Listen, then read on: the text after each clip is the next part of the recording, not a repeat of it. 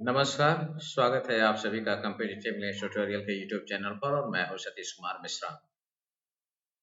सैनिक school entrance exam 2024 की तैयारी के लिए जो मैंने अभी अपनी सीरीज शुरू की है, इसमें मैं 3 वीडियो ऑलरेडी पब्लिश कर चुका हूं। पहला नाउन पर, दूसरा प्रोनाउन पर, तीसरा एडजेक्टिव पर और चौथा जो आज मैं पब्लिश करने वाला हूं वो है वर्ब।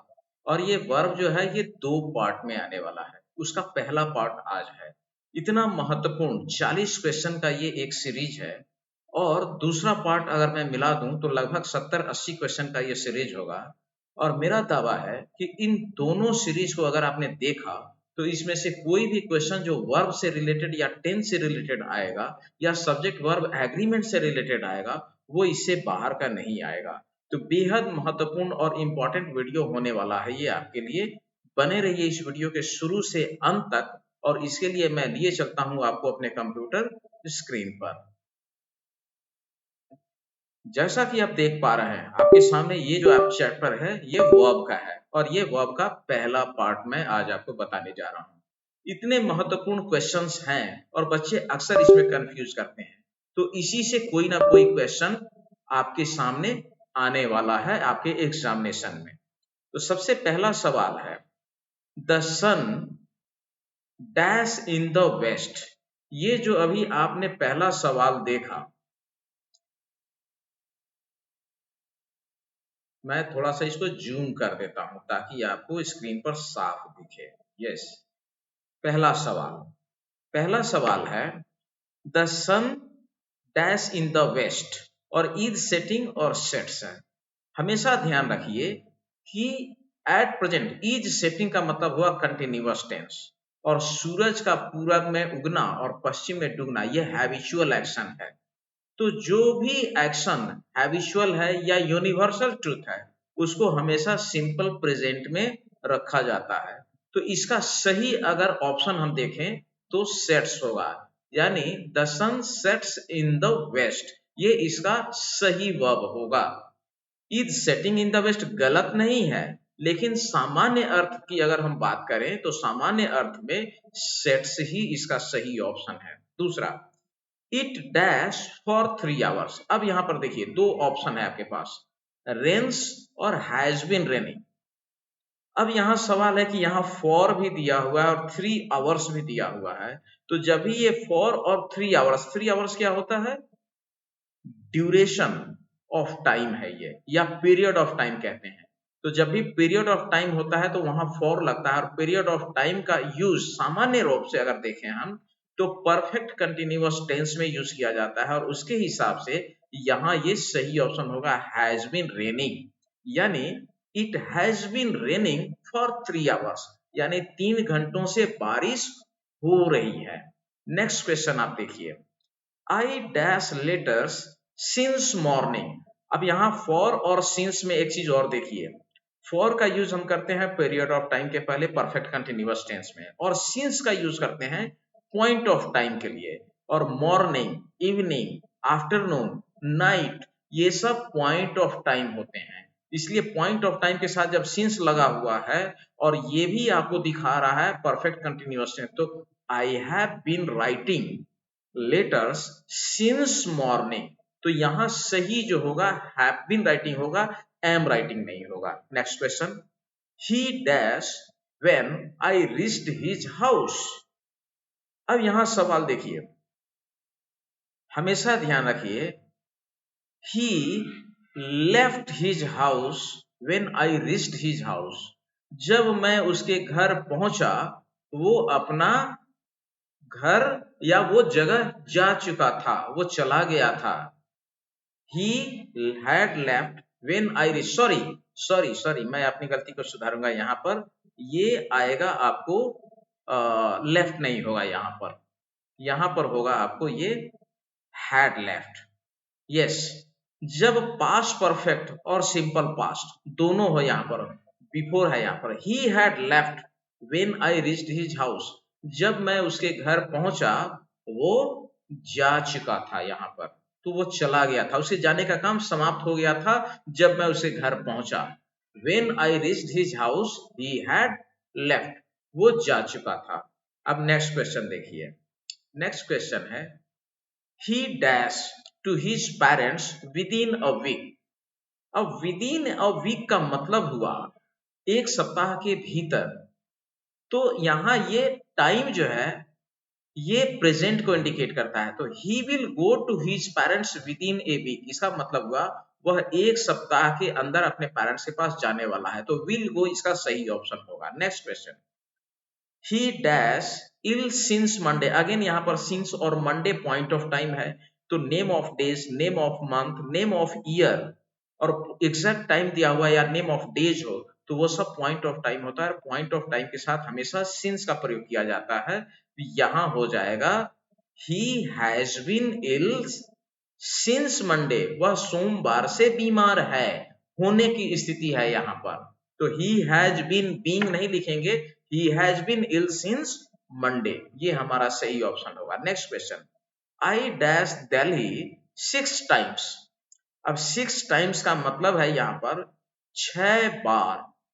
अब यहाँ पर विजिट और विजिटेड, विजिट सिंपल प्रेजेंट है तो मैं दिल्ली 6 बार विजिट करता हूं, ये कहीं से भी सही ऑप्शन नहीं है। मैं दिल्ली 6 बार जा चुका हूं या गया, विजिटेड होगा यहाँ सही option. I visited Delhi 6 times, तो सही ऑप्शन होगा visited. The patient dash before the doctor केम। अब जब भी याद रखिए कि बिफोर वर्ड का यूज हो सेंटेंस में और उसके बाद का सेंटेंस अगर सिंपल पास्ट में है तो बिफोर के पहले हमेशा पास्ट परफेक्ट का यूज किया जाएगा। और यहाँ आपका सही ऑप्शन होगा past perfect, had dead. The patient had dead before the doctor केम। और यही और आफ्टर का भी मैं यूज बताऊंगा। तो बिफोर के बाद जब भी सिंपल पास्ट अगर आपको दिख जाए सेंटेंस में, इसका मतलब, और अगर ऑप्शन में आपको सिंपल पास्ट और पास्ट परफेक्ट दिया हुआ तो बिफोर के पहले जो यहाँ वर्ब लगेगा वो हमेशा पास्ट परफेक्ट ही लगेगा। ये ध्यान रखने वाली बात है आपके लिए। नेक्स्ट क्वेश्चन देखिए। नेक्स्ट क्वेश्चन है he speaks as one who dash everything. अब यहाँ पर इसका मतलब हुआ वो बोलता है ऐसे जैसे वह सब कुछ जानता हो। यहाँ पर नोज होगा इसका सही। He speaks as he knows everything, वह ऐसे बोलता है मानो वह सब कुछ जानता हो। I dash from malaria for 3 months। अब यहाँ पर देखिए हैड सफर्ड है और हैव बीन सफरिंग है। यहाँ पर सही ऑप्शन होगा हैव बीन सफरिंग। मतलब हो गया I have been suffering from malaria for 3 months। Again यहाँ ये पीरियड ऑफ टाइम जो है ये फॉर 3 months, ये पीरियड ऑफ टाइम को इंडिकेट कर रहा है। तो इसके आधार पर वहां पर हैव बीन सफरिंग लगेगा। नेक्स्ट क्वेश्चन जरा देखिए आप। नेक्स्ट क्वेश्चन है everything that is not gold. पहला तो यहाँ की सिंपल प्रेजेंट का ही वर्ब है और वर्ब यही लगेगा। Everything that glitters is not gold, वह सारी चीजें जो चमकती है वो सोना नहीं होती। तो ये सिंपल प्रेजेंट, ये यूनिवर्सल ट्रूथ है। Next, I dash up at 5 AM every day. Every day always represent simple present. Every day, generally, regularly, ये ऑफन, इन सब जब ये वर्ड सेंटेंस में आपको दिख जाए तो वहां हमेशा जो है सिंपल प्रेजेंट का वर्ब यूज किया जाएगा। तो यहाँ गेट होगा। I get up at 5 AM every day, तो हम यहाँ पर गेट अप का यूज करेंगे। नेक्स्ट क्वेश्चन देखिए। He dash school, he school dash before the bell rang. अब अगेन देखिए यहाँ बिफोर आया और बिफोर के बाद में रैंग, सिंपल पास्ट है। इसका मतलब कि यहाँ जो वर्ब लगेगा वो पास्ट परफेक्ट लगेगा। सिंपल पास्ट, पास्ट परफेक्ट में हमेशा 2 घटना होती है, एक घटना पहले और एक घटना उसके बाद। तो पास्ट की बीती हुई दोनों घटनाएं हैं तो वहां एक घटना के रेफरेंस में हम दूसरे घटना को परफेक्ट दिखाते हैं। तो यहाँ बनेगा he had reached school before the bell rang. और मैं थोड़ा सा यहाँ क्वेश्चन को एक चीज ये कर दूंगा कि ये जो आपका स्टेटमेंट है ना ये यहाँ पर आ जाएगा और इसका ये ऐसे होगा sentence, he dash school before the bell rang. तो क्वेश्चन बनेगा he had reached school before the bell rang. Next question, they dash to the radio when I went out. जब मैं बाहर गया, they were listening to the radio when I went out. जब मैं, they listen to the radio when I went out. Were ये सही होगा, they were listening to the radio when I went out. जब मैं बाहर गया वो लोग रेडियो सुन रहे थे, या जिस समय मैं बाहर गया, जब मैं बाहर गया वो रेडियो सुन रहे थे। तो यहां पर वेयर लिसनिंग हो जाएगा। Nilesh arrived here at the station. Nilesh arrived at the station after the. जब भी आफ्टर वर्ड का यूज आपको मिल जाए सेंटेंस में और आफ्टर के पहले सिंपल पास्ट आपको मिले, इसका मतलब है कि परफेक्ट वाला जो स्ट्रक्चर होगा वो आफ्टर के बाद, तो यहां सही ऑप्शन लगेगा left. Nilesh arrived the station after the train had left, यानी गाड़ी के चले जाने के बाद नीलेश जो है वो स्टेशन पहुंचा। तो जब भी, मैंने पहले भी यहां पर बताया कि जब बिफोर दिया हुआ हो और बिफोर के बाद सिंपल पास्ट हो तो उसके पहले पास्ट परफेक्ट वाला वर्ब लगेगा, जो क्वेश्चन नंबर यहां मैंने 13 में यहां जिक्र किया था और इसके पहले भी मैंने इसको बताया था। लेकिन 15 वाले में अगर आप देखेंगे तो यहां आफ्टर है, तो आफ्टर के पहले सिंपल पास्ट और आफ्टर का यूज है, तो बाद में जो वर्ब आएगा वो पास्ट परफेक्ट का ही होगा। ये ध्यान रखने वाली चीज है यहां पर। नेक्स्ट सेंटेंस देखिए आप, आई डैश देयर टुमारो। अब टुमारो ऑलरेडी फ्यूचर टाइम को इंडिकेट करता है, तो यहां वर्ब लगेगा आई एम गोइंग। कहने के लिए प्रेजेंट कंटिन्यूअस है, लेकिन टाइम जो अगर ये इंडिकेट कर रहा है तो ये future perfect, future continuous, sorry future tense को इंडिकेट कर रहा है। तो time present continuous, sorry tense present continuous, but time जो है वो फ्यूचर है। तो यहां पर ये हो जाएगा I am going there tomorrow, मैं कल वहां जा रहा हूं। ही डैश डॉग्स, तो ही इज हेटिंग नहीं होगा, वो नफरत कर नहीं रहा है, वो उसको कुत्तों से नफरत है, मतलब उसका हैबिचुअल एक्शन ये शो कर रहा है। तो हम यहां लिखेंगे ही हेट्स डॉग्स।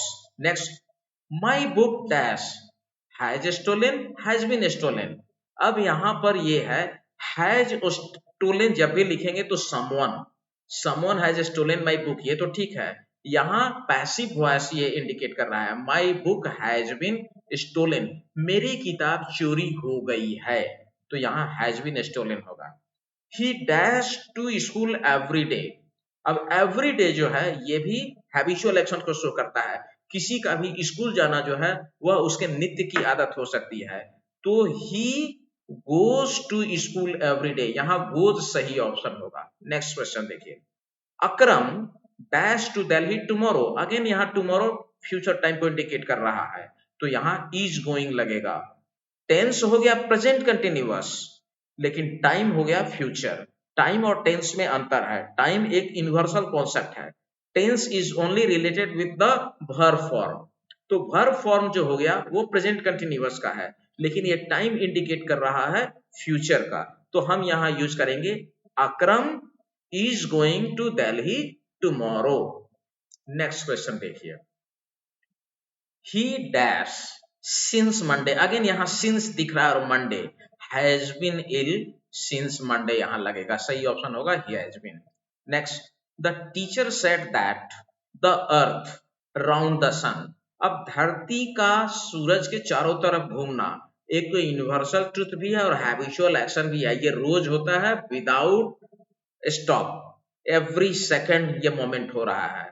तो यहां पर सिंपल प्रेजेंट का वर्ब हम यूज करेंगे, the teacher said that the earth moves around the sun. अब आप कहोगे कि सर ये इनडायरेक्ट नरेशन है, बिल्कुल सही, यहाँ सेड भी है, तो ये इनडायरेक्ट स्पीच है, लेकिन यूनिवर्सल ट्रुथ जो होता है उसका टेंस चेंज नहीं होता है, that is always represented with simple present. तो हमारा यहाँ पर वर्ब हो जाएगा the teacher said that the earth moves around the sun. सूरज, ऐसा नहीं कि जिस समय शिक्षक ने कहा उस समय सूरज धरती के चारों तरफ घूम रही थी और अब रुक गई है, सूरज, धरती जो है अभी भी सूरज के चारों तरफ घूम रही है। तो ये हमारा सही सेंटेंस होगा, the teacher said that the earth moves around the sun. यहाँ कभी भी मूव्ड नहीं लगाइएगा, इस अगर मूव लगाएंगे तो इसका अर्थ हो जाएगा अनर्थ हो जाएगा। ये शिक्षक ने कहा कि धरती सूरज के चारों तरफ घूमी, मतलब अब नहीं घूम रही है, तो ऐसा नहीं होता है, धरती के चारों तरफ सूरज सॉरी, सूरज के चारों तरफ धरती अभी भी घूम रही है।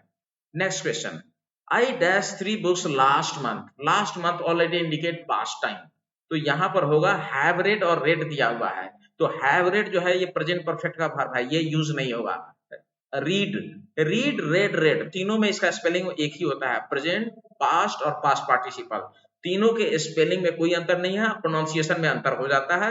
रीड, रेड, रेड हम कहते हैं, तो यहाँ होगा I read 3 books last month, मतलब पिछले महीने मैंने 3 किताबें पढ़ी, तो यहाँ रेड सही ऑप्शन होगा। नेक्स्ट क्वेश्चन देखिए, he dash N answer at this time, तो यहाँ एट दिस टाइम ये कंटिन्यूटी को शो कर रहा है।